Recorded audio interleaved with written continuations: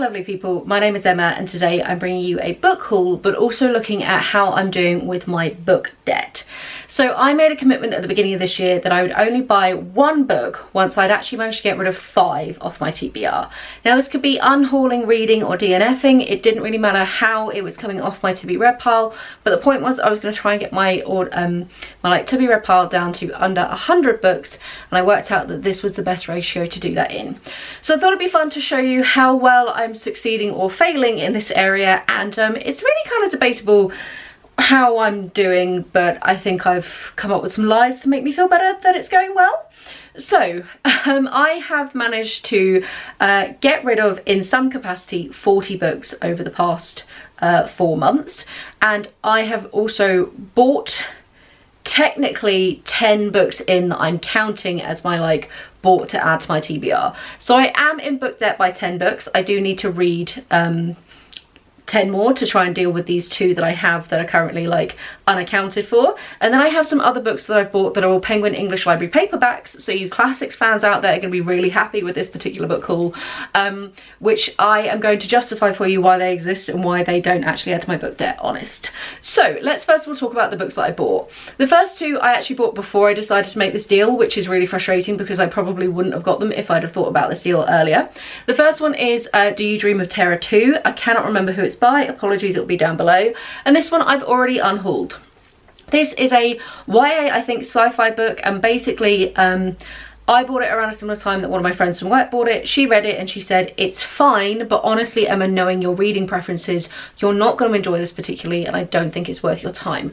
So I immediately unhauled it off and was really frustrated that I bought a book that then cost me 5 books that I'd need to read in some capacity to get another new one in. But that is the point to this challenge. It's to stop just buying £1 charity books and to actually think about what it is that I'm buying and consuming. The other book I'm hoping will be a better read, and that is Fire Island, A Queer History by Jack Parlett. This is a memoir of Fire Island, which is a slim strip of land off the coast of New York, a place of hedonism, reinvention and liberation. And it was actually sort of a Fire Island equivalent was referenced in a queer romance I read a couple of months back. So when I saw this, I thought it'd be really interesting. I am planning on reading it for June, which is Pride Month in the UK, and I've got a couple of other sort of queer history books on my shelves that I'm really interested in reading at the same time. It's quite short, so I do think it's going to be an interesting read, but it was a very spur of the moment. I've never heard anybody talk about this, and if I'd have thought about my challenge in a bit more detail before, like I'd known that that was happening before this in the charity shop, I might not have picked it up. Then we're going to talk about the other books that I have bought for this challenge, some of which you've already seen on this channel. Angie and I were out shopping in Newcastle for a little holiday trip, and I saw A Botanical Daughter by Medlock. This is a really cool looking horror retelling of Frankenstein with a gay romance between 2 scientists and possibly a lesbian romance between 2 of the girls in it. Not sure yet, gonna see where that one goes. And it's about a mad scientist who uses an incredibly intelligent form of fungal life, some kind of weird mycelium, to reanimate a corpse a la Frankenstein.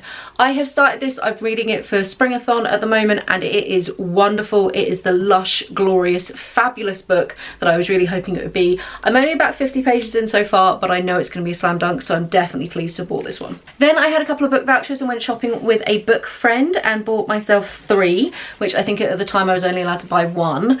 You're seeing how the book debt occurs quite easily. I seem to constantly be 2 books worth in debt at all times. So the first one is The Manningtree Witches by A.K. Blakemore. This is a historical fiction set in England in 1643, which is where there was a big sort of witch hunt that was going on. It's also in the time of the Civil War. I've heard quite good things about this, and I generally quite enjoy witch stories in general, witchcraft both in non-fiction and fiction, so I think this will be a solid one, and I haven't really read a historical fiction in a while. Then I picked up 2 non-fictions. The first one is Stephen Moss, 10 Birds That Changed the World. This is a look at 10 different bird species and our interactions with them sort of as human beings, and yeah, these generally are books, the type of book that I absolutely love. I can think of so many other books out there like Alice Roberts' Tamed and things like that, which look at human interactions with various animals or plants and sort of how we've shaped them. So this really felt like a no-brainer to me. And I'm also trying to branch into birds and a bit more information rather than just sticking with dinosaurs. So I thought this would be a really interesting one.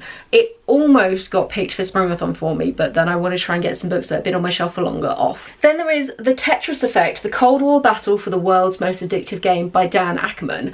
And this is about, in the very late 80s, there was some kind of thing where Russia wanted Tetris. I'm honestly not sure. There was some kind of big seismic thing where Tetris was the grand prize. Apparently it features corporate espionage, covert government agencies, courtroom dramas, and international conspiracies. And my interest was piqued.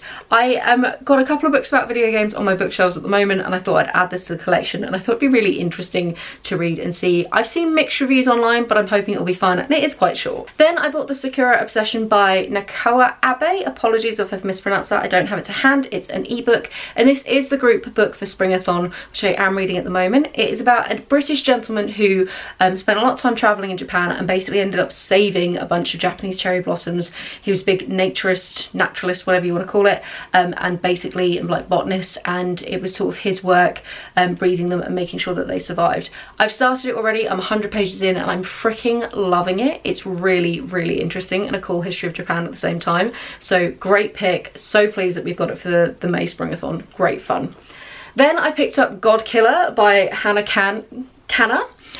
This one was actually a like spur of the moment shit, I've put myself back into book debt, and basically I was waiting for my hubby to be able to take him home from work, but he didn't realise he needed to work an extra hour. So I was in town, didn't have a book with me, can't believe I didn't bring a book with me, so I went to the works and just picked up one that looked interesting. This one has been so hyped recently, it did put me back into book debt, but I only picked it up for a £5, and it is basically a high fantasy in a world where gods exist and their strength comes from how much people believe in them and kind of sacrifice to them in shrines or physical sacrifices. But there's been a big dramatic war where we've managed to kill most of the gods, and our main character is a god killer. She's sort of like a witcher kind of energy. She walks the land killing gods that spring up from people's beliefs still. It's got some really amazing disability reps. She loses a leg very early on, and it's got really lovely realistic representations of amputees, sort of fun workarounds for the fantasy setting. There's a couple of deaf characters, sign language is used quite a lot, which is very cool, and it's about her time on the road. She ends up connected with a child who's got like a symbiotic relationship with a god, and an ex-knight who's got his own shit going on. It was so fun, and I can't wait for the second book. Really, really psyched, and I talk about it more in my wrap-up for April, because I read it very recently. So that was the book that tipped me back into book debt. Then I got out of book debt, and then World of Books happened. This is where I start to spin some bullshit to make my book buying okay for my deal. So at this point, I'd got myself out of book debt, but I hadn't currently earned any books, which is exactly where we're at right now. This is the 40 books out in some way, but technically 10 books in. And basically I realised I'd said on a bunch of yearly TBRs I was going to read these books that I didn't own yet because they were on my want to read list, and I was like, shit, if I don't start getting some of these, I'm never going to get through this, and I'll have to buy them all at the end of the year and read them all, and it's going to break everything. And then I looked into trying to get any of these books. Turns out I've managed to find a bunch of books that are almost fucking impossible to actually buy in the UK, which happens so often with my want to read. So I was on World of Books, and I managed to find City on Fire, The Fight for Hong Kong by Anthony Dapiran, which is on my Around the World in 12 non-fiction. I was like, okay, it's going to tip me into book debt, but fuck it, I'm going to buy it because I've actually found a copy that's reasonable, rather than all the other things that seem to be wanting to charge me like 35 quid for the books I said I was going to read, or are only available in awkward, weird Kindle formats. So this is why I bought this one. And then I was on World of Books and was like, well, I'll just look at what Penguin English Library paperbacks they have for cheap, because, you know, they don't always have the best collection, and I am trying to collect all of them, so I'll just see. And then shenanigans ensued. So the other book that I'm including as part of my, like, I've actually put myself into book debt for it, is Nella Larsen's Passing. This has been on my want to reads for a while, and it is an intense, taunt and psychologically nuanced portrayal of lives and identities dangerously colliding. She was like part of the American Harlem Resistance. Basically, I've kind of wanted to read this for a while, and it's quite short and it's really pretty, so that's why I got this one. But they frequently do like a buy 3 get a 4th free, so it's like, well, if I just get ones that I've either read already but don't own in this particular format, or are on my want to read list but not in this particular format, we'll be fine. So the next few books I'm going to show you don't count because they were already on my TBR just in a different format, or I've read them already. So these ones don't count, the shenanigans are coming later. So the ones I've read already are Dickens's A Christmas Carol, read it at school, wanted to get this edition since it actually completes my collection. Wonderful, fantastic, we're still okay here. Then, technically, I haven't read Daisy Miller, but I have read The Turn of the Screw by Henry James, and I have no intention of reading Daisy Miller because I didn't like Turn of the Screw at all. But I want this for my collection because I'm slowly getting all of these. This is the Penguin English label paperback. I want all of them. They're beautiful. I love them. Look how pretty they are. They're all on one big shelf downstairs on my fancy bookshelf. So I was like, well, this is fine because I have no intention of reading the other book, and I've got that for a few of them where there's two combined, and I've read one and I just count it as it's read. So that's fine. Then, ones I haven't read but I already owned is Silas Marner by George Eliot. I had a copy, it's somewhere back here, that I didn't like and wasn't very pretty and came in like a book box, kind of like book advent thing. And I collect these ones, so I've now got this version. This is the one that will actually stay on my shelf. I will get rid of the other one when I work out where I put it. Oh no. And then The Woman in White by Wilkie Collins, which I have in audiobook form, just not physical book, and I am intending to get to, and it's so pretty. And I did this with the Moonstone, it's fine. This is the point, we're collecting them. So none of those break the system yet. Then we talk about the 5 books that I shouldn't have bought because they've definitely put me in tons of book debt, and I'm just not adding them to my TBR this year because it's fine. And they are the Berkshire series by Anthony Trollope, of which I love. So I read book 1, The Warden, back in December and really freaking enjoyed it. So immediately went to see if I could find the others. And basically they didn't seem to print many of them, or they're really popular, or I don't know what happened. But every time, one, they were never anywhere on like World of Books or anywhere like that. Can't seem to get them from a standard bookshop. And anytime they did pop up on something like World of Books, they were like £45. It was insane. So I couldn't work out why these were so expensive, and I think it just must be that they're a limited edition run and it's difficult to come across them. So then when I was like searching on World of Books, just, you know, having a browse, seeing if I could get myself some free shipping or whatever, this like buy 3 get 4 free, I clocked one of them and was like, holy shit, has someone like put up the collection and I can get basically all of them.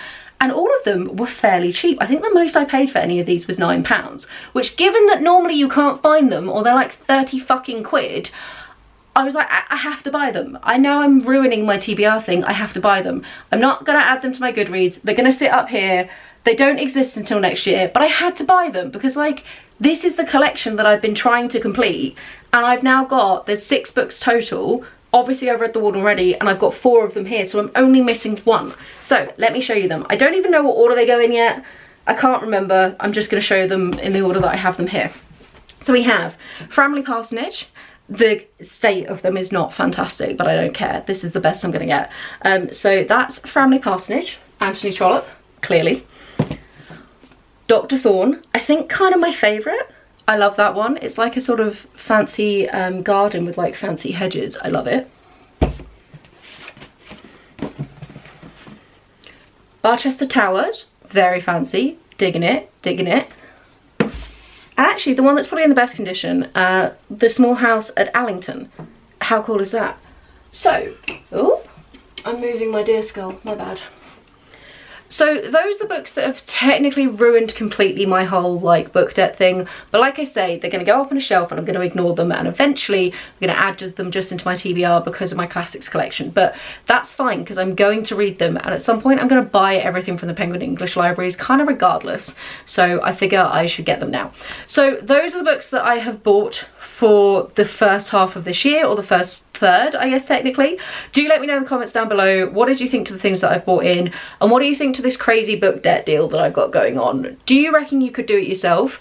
And looking at how many books I still have left on like yearly TBRs that I don't own yet, I think like the next 6 months of book buying is technically mapped out for me. So how would you feel if your book buying was mapped out that intensely, if you were going to stick to the rules?